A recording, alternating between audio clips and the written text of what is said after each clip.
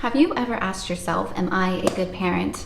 Or why is parenting so freaking hard sometimes? You are not alone. If you are like most of us out there, we ask ourselves this every time we question our child's actions, or we have to reprimand or educate them on their decisions. But I am here to tell you, you are a good parent because number one, you are taking the time out of your busy day to watch this video, learn about yourself, learn about your children, and take action steps that will help you become a better parent.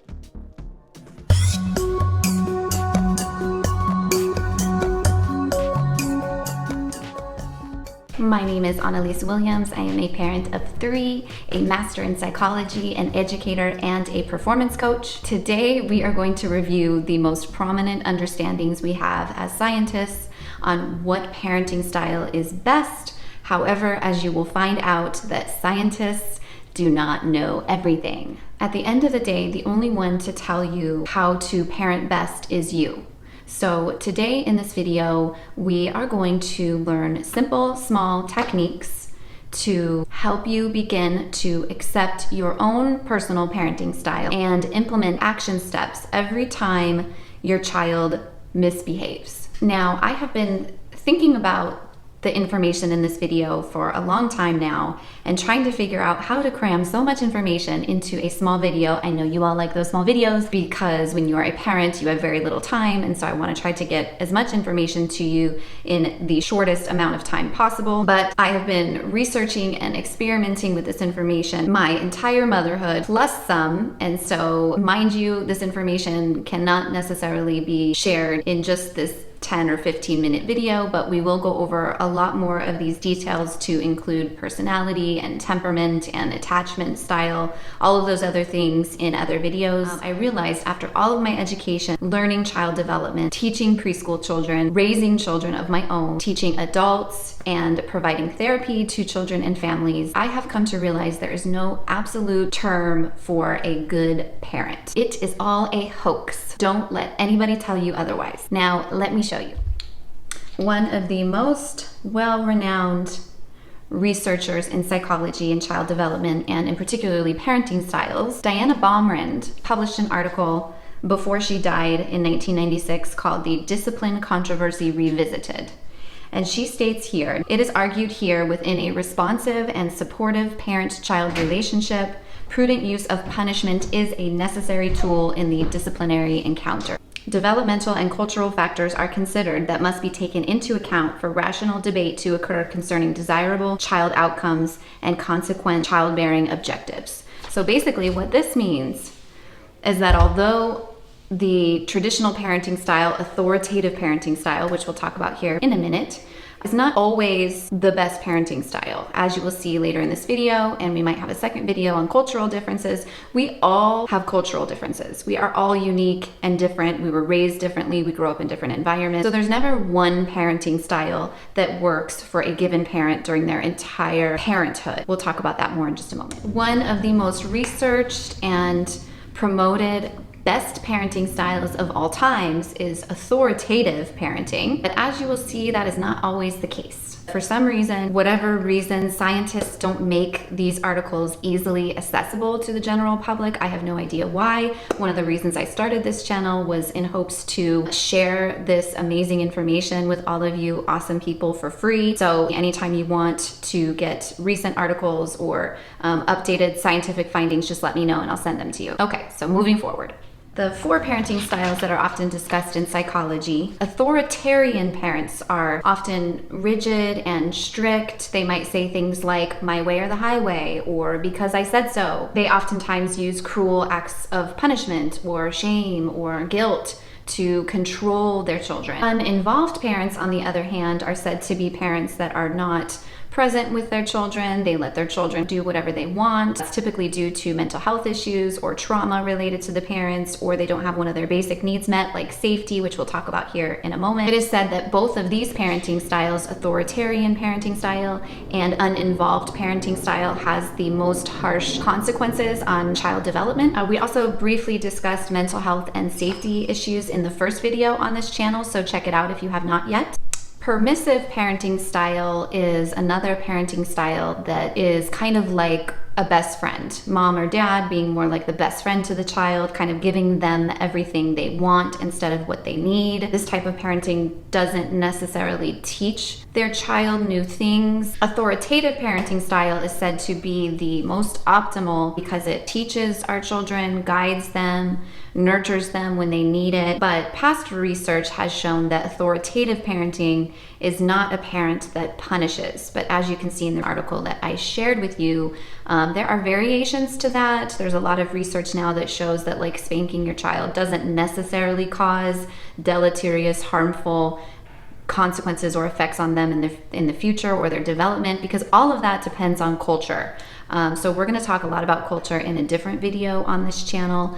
But for now, let's get started with a new simple action plan that you can take as a parent right now in your environment, no matter what culture you are, to be able to build that better relationship with them. With the amount of childhood trauma in the world today, mental illness, physical illness, addiction, political, economical, and environmental tragedies, sticking to these traditional parenting styles today is just not going to cut it anymore. We need a new way of parenting. And ultimately, you, as the parent of your child, knows your child best and knows what is best for them at the end of the day. And if you're thinking, I don't actually really know my child that well, then this video is particularly for you. Before we can know our children or love our children, we really have to know ourselves and love ourselves first. If you have not seen the video on self-care yet, please check it out. I heard once recently, the greatest gift a parent can give their child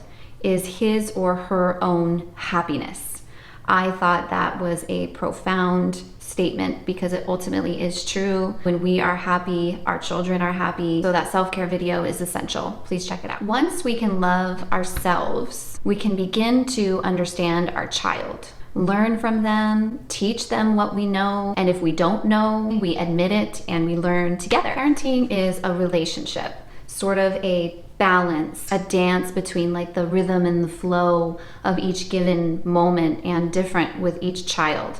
If you have not yet read this book, The Gardener and the Carpenter by Alison Gopnik, it changed my life as a parent. It really did. It's extraordinary. It discusses this balance and flow, this creativity.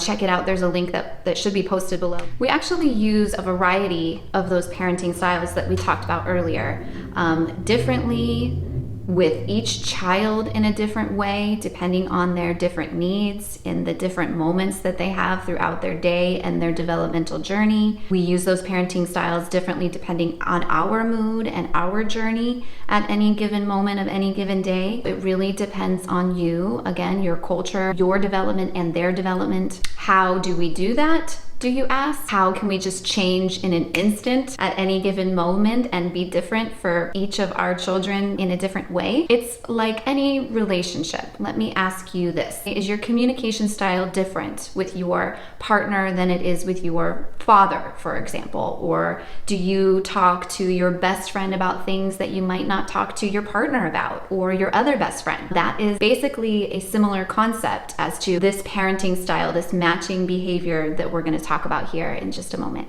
It's like I tell my clients, if what you're doing is not working, then change it.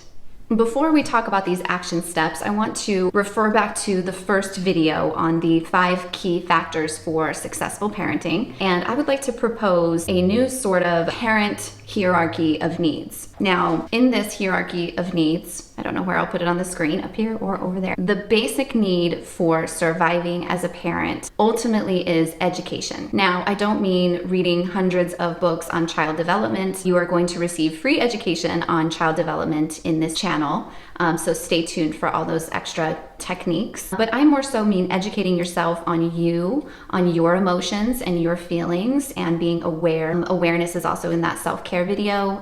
Check it out if you haven't seen it yet. We discussed that in detail. It's also educating ourselves on our children. It's our culture. How did our parents affect our parenting style? Do we want to be like them and how they were with us, or do we want to be different? What did we learn from our parents, or what did we not learn from our parents that we wished we had learned and could portray way as parents ourselves. What are our emotions and our triggers? We're going to talk about that here in just a second. And then we can take the time to educate ourselves on our children.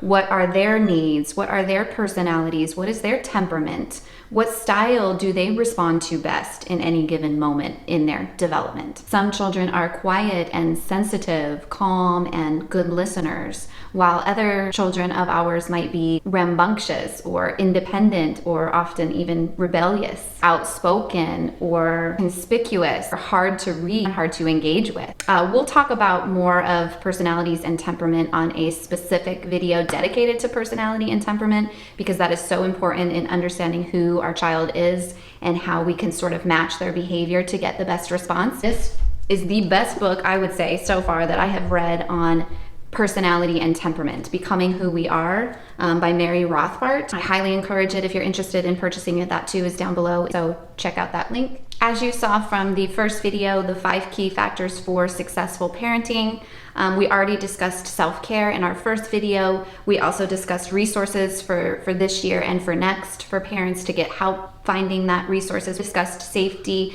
Perhaps we'll have another video on that. And if you're interested in any other content on this channel, please comment below what you're interested in, and I would be more than happy to make a video about it and provide you some education. But today we are going to talk about education, which is the most basic need for surviving as a parent today is education. Educating ourselves, on our children, on child development, in order to have resources or learn where to find resources. Traditionally, unless we have resources provided to us by our parents or other family or friends, then we need education in order to get resources, and we need to have resources in order to be safe. And in order to practice self-care, we really need to have all of those other needs met first. And then we did talk in the positive thinking video a lot about optimism and how to change the brain and change our mindset to a more positive perspective. We're going to talk a lot about that too throughout other videos on this channel, optimism. But in order to even be there or be ready to be there, we have to have those other needs and resources first. I sometimes have to take my loving, nurturing, somewhat permissive parenting style hat off at times with my children and put my therapist hat on. For example, the other day, my daughter cut her bangs really short, and she was having a negative, adverse, emotional reaction to this experience. And if I was to use my same nurturing, loving, permissive parenting style in that moment with her, I could have said, "Oh, you're so beautiful, everyone will love it." But because this was her moment, her emotion and feeling and experience, not mine, I had to remove that parenting style. I put on my therapist hat. And so I calmly listened, I engaged, and I asked her questions. I don't tell her in that moment that everything's going to be okay, because in her 11-year-old mind, all she can think about in that moment was that it wasn't okay and everyone's going to tease her and she looks horrible and is it ever going to grow back, and all of these other questions that she had. I don't know what that feels like. This is her moment and her feelings, not mine. Because I took the time to get to know my daughter during this ever-evolving development of hers, I was able to understand that if I had responded as a permissive parent and told her she was beautiful and everything was okay, she probably would have slammed the door on my face. But instead, I listened, I engaged, I asked her questions, and she responded and calmed, and 2 hours later, she was fine. So not to say that that will work for everybody, but this is the example, and I'm going to teach you how to do this. Now, you're probably wondering, how can I understand myself and my emotions and also understand my children's?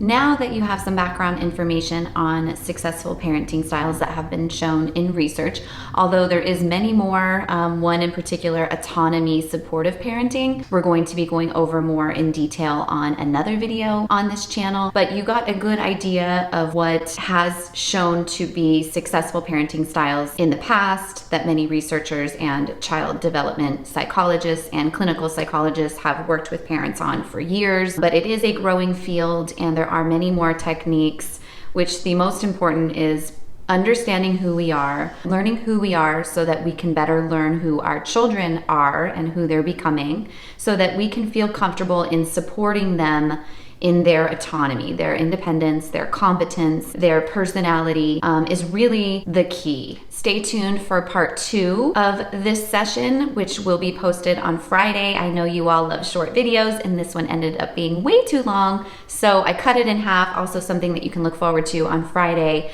You will learn 6 simple action steps that you can take to help motivate your child's behavior. As always, thank you so much for joining this video today, taking the time to learn parenting education so that you can become the best parent that you want to be, and also help understand your child better so that they can become the best person that they want to be in this world. If you found value in this content, please like and consider subscribing to this channel for more free parenting education. Comment below, reach out to me, Annalise at azperformancecoaching.com if you have any questions or you would like to talk about something else. Make it a great day and much love. Bigfoot, let me ask you a question. Is mommy a good mommy? Yes. Yeah, I love you. You're the best princess ever. You're the best princess ever. I have big shoes. You do have big shoes. And my shoe fell off. Hey, London, let me ask you a question. Am I a good mom? Don't be shy. I love you. Harlan, I have a question. Am I a good mom? Yes, you are. Oh, thanks, buddy. Love you guys. Have a good day.